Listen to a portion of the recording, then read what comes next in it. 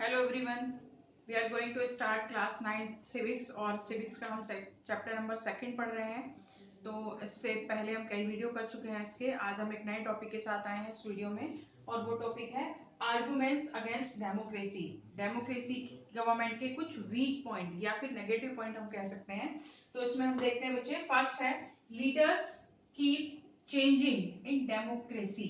Democracy में क्या होता है कि हर पांच जो भी डेमोक्रेटिक कंट्री है उसमें हर साल 5 साल के बाद इलेक्शन कराए जाते हैं। तो हर इलेक्शन के साथ अब जो गवर्नमेंट है, जो रूलिंग गवर्नमेंट है, वो भी साथ साथ चेंज होती रहती है। अब जब रूलिंग गवर्नमेंट चेंज हो गई है तो जो वहां के मिनिस्टर्स हैं, जो वहां के पार्टी के लीडर्स हैं, एमएलएज हैं, एमपीज हैं, वो सब चेंज हो जाते हैं। और उन सबके चेंज होने के साथ साथ जो गवर्नमेंट की वर्किंग पॉलिसीज होती हैं, जो उनकी पॉलिसीज चल रही होती हैं, योजनाएं चल रही होती हैं, वो सब चेंज हो जाती है। क्योंकि आने वाली जो गवर्नमेंट है बहुत सारी पॉलिसीज को रद्द कर देती है, उनको खत्म कर देती है और अपनी नई पॉलिसीज कुछ स्टार्ट कर देती है। तो हर गवर्नमेंट का अलग अपना अपना तरीका होता है वर्क करने का। तो गवर्नमेंट जो है डेमोक्रेटिक कंट्री में वो स्टेबल नहीं है कि आने वाले 10-20 साल तक वही गवर्नमेंट वर्क करती रहेगी, ऐसा नहीं है। हर 5 साल में वो चेंज होती रहती है। तो फर्स्ट वीक पॉइंट हो गया उसका अनस्टेबल गवर्नमेंट की जो गवर्नमेंट है वो स्थिर नहीं है, वो स्टेबल नहीं है।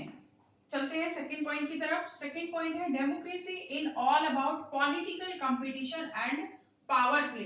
जो डेमोक्रेसी है वो बेस्ड है पॉलिटिकल कंपटीशन पर और पावर प्ले पर।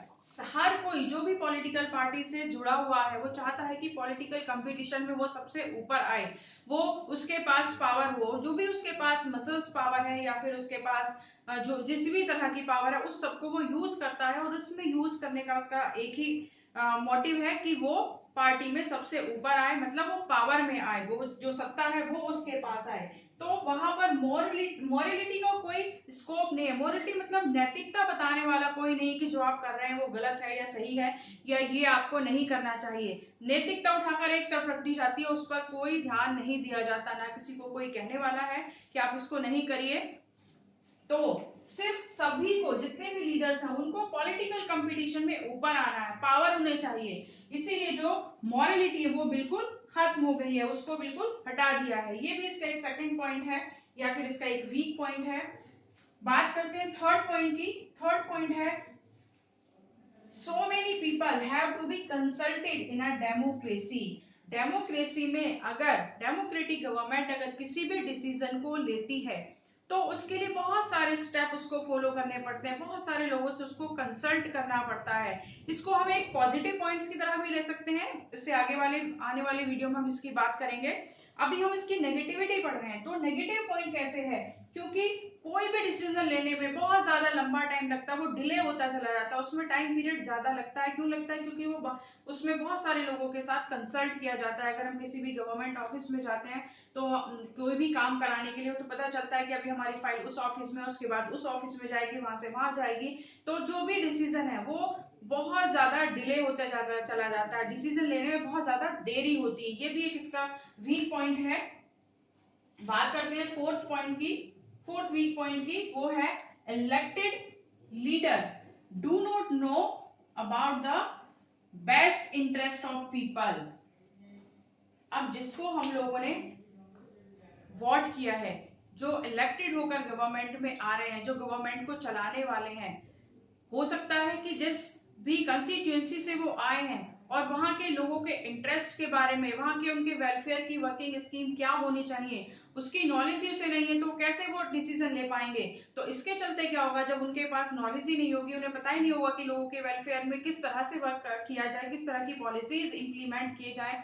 तो कई बार जो लीडर्स होते हैं वो नेगेटिव नेगेटिव के पॉइंट्स की तरफ चले जाते हैं, मतलब जो डिसीजन है वो गलत हो जाते हैं, वो उनके वेलफेयर की जगह उनके अगेंस्ट डिसीजन ले लिए जाते हैं। तो कई बार जो लीडर्स इलेक्टेड लीडर हैं वो बैड डिसीजन भी ले लेते हैं, क्योंकि उनको नॉलेज नहीं है उस कंस्टिट्यूएंसी के बारे में, उनके पास कोई भी किसी तरह की नॉलेज नहीं है। बात करते हैं बच्चे फिफ्थ पॉइंट की, फिफ्थ वीकनेस की। Democracy lead to corruption, it based on electoral competition.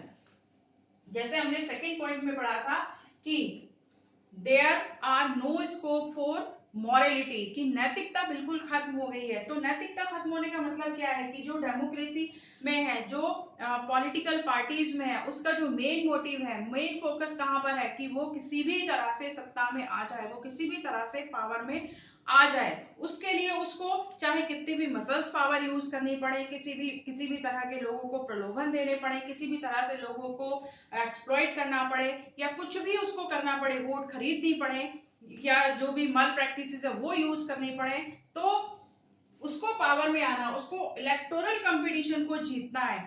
तो क्या है कि वो करप्शन में आ गया, कि जितने भी करप्शन है, भ्रष्टाचार है, वो सब फॉलो कर रहे हैं। और मेन मोटिव क्या है, सिर्फ और सिर्फ गवर्नमेंट में आना, रूलिंग पार्टी में आना, सत्ता में आना। तो जो मॉडलिटी है वो बिल्कुल खत्म है, और करप्शन को फॉलो कर रहे हैं कि लोगों को पैसे दिए जाते हैं वोट खरीदने के लिए, या फिर लोगों को धमकी दी जाती है, अगर वो उनको वोट नहीं करेंगे तो आगे वो उनका कुछ बुरा कर सकते हैं, इस तरीके से। बात करते हैं 6 पॉइंट की। Ordinary people do not know what is good for them. मतलब जो ऑर्डिनरी पीपल है, जो डेमोक्रेटिक कंट्री है, वो फॉलो क्या करती है, वो फॉलो करती है यूनिवर्सल एडल्ट फ्रेंचाइज।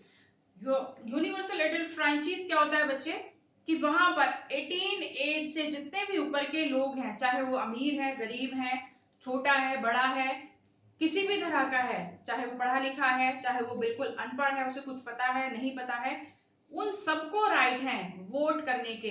अब यहाँ पर हमने पढ़ा ordinary people do not know what is good for them, कि जो ऑर्डिनरी पीपल है, जो बहुत ही ज्यादा पिछड़े लोग हैं, या फिर जो बहुत ही ज्यादा इलिटरेट लोग हैं, अशिक्षित हैं, उन्हें पता ही नहीं है कि उनके लिए क्या सही और क्या गलत है, कि कौन सी पॉलिसीज उनके लिए अच्छी रहेंगी और किसको उनको वोट करना चाहिए। इसके चलते बहुत सारे लोग ऐसे हैं जो करप्शन को फॉलो करते हैं, और उन लोगों के वोट खरीद लिए जाते हैं, उन्हें तरह तरह के प्रलोभन दिए जाते हैं, उन्हें उनको उनके साथ उनको चीट किया जाता है, और उनके वोट को वो खरीद लेते हैं। तो ऐसे लोग, जो एशियन टाइम है, वहां पर कुछ कंट्रीज ऐसी थी कि उनके उस कंट्रीज में जो लोग एजुकेटेड थे, उन्हीं के पास सिर्फ राइट थे कि वो वोट कर सके, और वो राइट इसीलिए थे ताकि जो पढ़े लिखे लोग हैं उनको पता है कि अच्छा क्या है और बुरा क्या है, उनके लिए कौन सी पॉलिसीज अच्छी हैं। तो सिर्फ उन्हीं लोगों को वोट करने का राइट था, और जो लोग इलिटरेट थे उन लोगों को राइट नहीं था। लेकिन जो डेमोक्रेटिक कंट्री है वहां पर ऐसा नहीं है, वहां पर सभी के पास राइट होते हैं कि वो सब वोट करें। और लेकिन इसी का एक नेगेटिव पॉइंट हमारे सामने आता है कि वो उन लोगों को पता ही नहीं होता कि वो किसको वोट दे रहे हैं, और वो आगे किस तरह के इम्प्लीमेशन लाने वाले हैं, जो पॉलिसीज वो बनाने वाले हैं उनके फेवर में होंगी या नहीं होंगी, वो किस तरह के लोग हैं। तो एक पॉइंट इनका इसका ये है कि ordinary people do not know what is good for them, they should not decide anything, क्योंकि उन्हें कुछ पता ही नहीं, तो क्या डिसाइड करेंगे कि उनके लिए क्या सही है और क्या गलत है। तो बच्चे, ये बिल्कुल इसके लिए एक सीधा क्वेश्चन बनता है कि what are the weak point of democratic government. सीधा एक पॉइंट बनता है। तो ये पूरे 6 पॉइंट आई होप आपको समझ में आ गए होंगे। इसके बाद एक और वीडियो इसी चैप्टर से हम लेकर आएंगे, जिसमें कुछ प्लस पॉइंट हम डेमोक्रेसी के पढ़ने वाले हैं। Till then, take care, good bye.